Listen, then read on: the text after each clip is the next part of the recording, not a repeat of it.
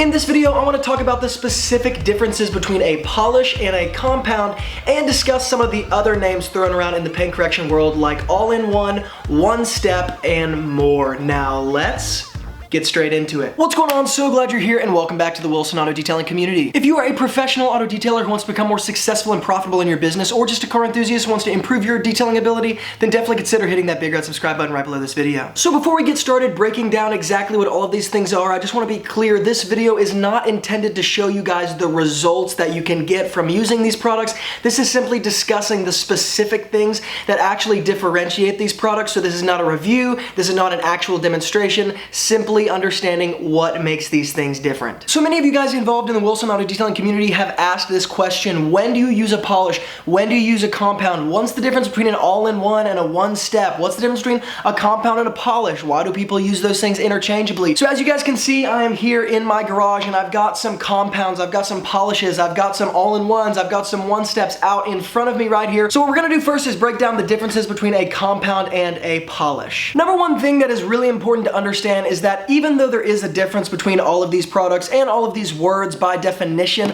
a lot of professional detailers, a lot of car enthusiasts will use them interchangeably. So that is probably part of all of this confusion in the detailing world. But let's go ahead and break down a compound. So right here I've got a compound in front of me. It's called Overhaul and it is by a company called The Wax Shop. Now the main thing that makes a compound is really the aggressive nature of the product. A compound is by definition going to be reserved for something that is reused to remove more heavy swirl marks or maybe even finishing sanding marks. A compound is kind of the first step in the paint correction process. A compound does the heavy lifting, it does the grunt work, it does the work that a polish can't, it does the work that sometimes, most of the time, an all-in-one can't. It does the work that is kind of the most stressful on the detailer, the most kind of physically stressful, the most difficult part of the job to really remove a lot of those imperfections. Now I've got two compounds here, one that I already said called Overhaul from The Wax Shop, and then I've got another one from Showcar called Power Bright. What I want to do is read the manufacturer's description and directions on both of these so that you guys can kind of understand what I'm talking about.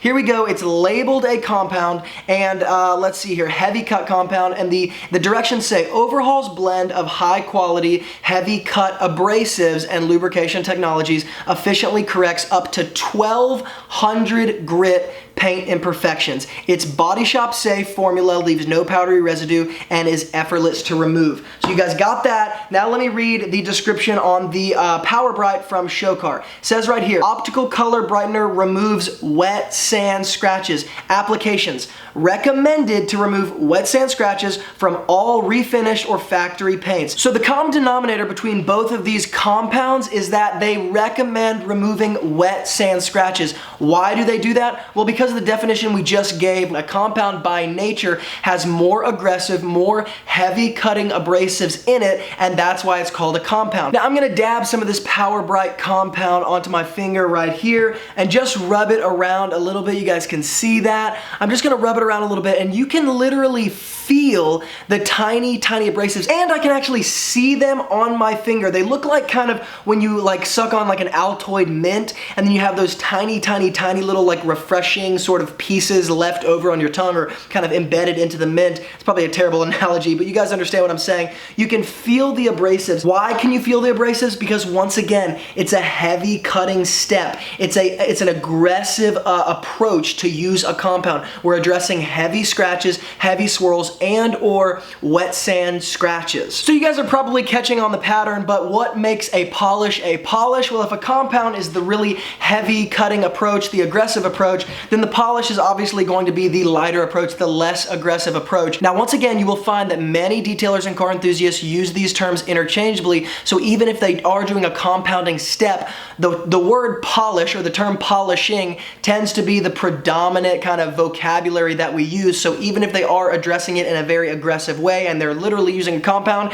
they are pretty likely to say, I'm polishing it, I'm doing the polishing, the first step of my polishing process. But here I've got some polish from Showcar. It's called Renew It. This is called Renew It High Gloss Polish. So let me go ahead and read you guys the features and the uses here. Cleans and smooths out the surface, removes light to medium oxidation, high gloss brightener for hand or machine application. So you guys can see right here, it's labeled a polish, and the manufacturer's directions say that it is best used for light to medium oxidation. That's also going to include light to medium swirls, those really top coat scratches, real top coat swirls. Now, the polishing process obviously comes after the compounding process. Once the compounding has done all the heavy lifting, normally the compound is not built to give a sort of high gloss or smooth finish shine to the paint, and that's why the polishing comes in. Because after you've removed that heavy oxidation, that heavy swirling, all that sort of stuff, even the wet sand scratches with the compound, you want something else to come in before you protect it or seal it with a high gloss, smooth finish, and that's where the polish is going to come in. So now we've defined kind of the basic difference between a compound and a polish, when to use them, when not to use them. Again, these are more, I'm speaking in generalities. It's not true all the time, but generally in the auto detailing world, this is kind of the agreement that we make between a compound and a polish and the main differences. Now, because the auto detailing world is always advancing with its products and tools, you guys could probably tell if you use a compound and a polish the traditional way, you're looking at something at minimum that's going to be a two-step process. What is a two-step process? Exactly what we just described. First, you compound to do the heavy lifting, and then secondly, you do the polish to do the finishing touches. Now, yes, there are three-stage polishes, and you can even get up into higher levels of detailing where you really do a lot of intermediate steps. But because the auto detailing industry is always trying to make our lives easier as auto detailers, they will give us products like this, which is called 1 by 3D Car Care products. Now, this is, according to the title,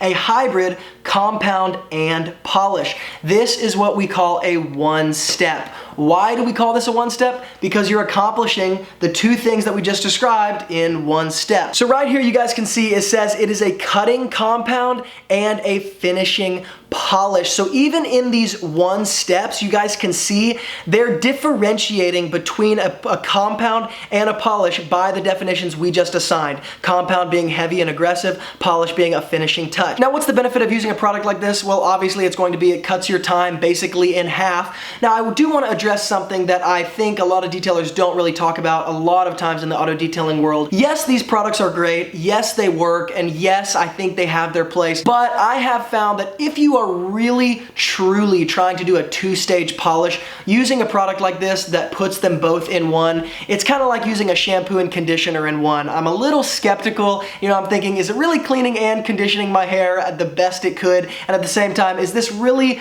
compounding and polishing at the level it would if I separated the two and used a dedicated compound, dedicated polish? In my experience, I've found that in most cases when I do a two-stage polish, I do need to separate the two. However, these really come in handy for certain situations, certain customers' needs, and it's definitely a product that I want to have in my arsenal. Now, the last product we have here is HD Speed, and this is called an all-in-one product. Why is it called an all-in-one product? Because number one, well, basically it applies the same logic as the one step, which is a cutting and finishing polish, but then it also applies the third element of protection. So rather than me having to follow my polishing process, my paint correction process with a sealant or a wax or a ceramic, whatever I want to, this is going to apply that sealant for me, or supposedly it is. Now, the directions actually bring up a point that I wanted to bring up on my own. These all-in-one products are great, absolutely have their place in the detailing world. However, if you are doing aggressive paint correction and you are really trying to remove some heavy lifting,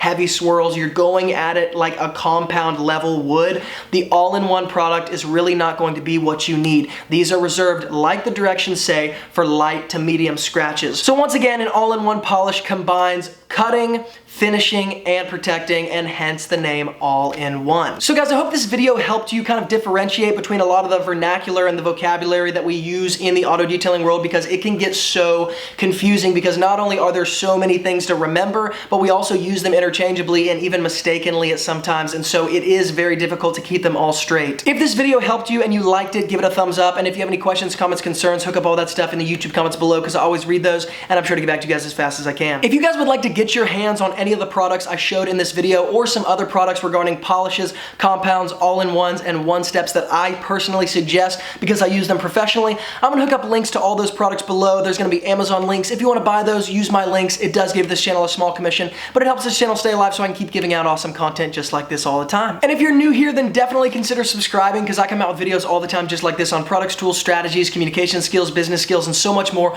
all in an effort to help the pro detailers become more successful and profitable in their businesses. And I share the same strategies that turn my business into a full-time income with part-time hours. So if that interests you, definitely subscribe. Once again, thank you guys so much for being involved here. And as always, from Luke here at Wilson Auto Detailing, keep working hard, and I'll see you guys in the next video.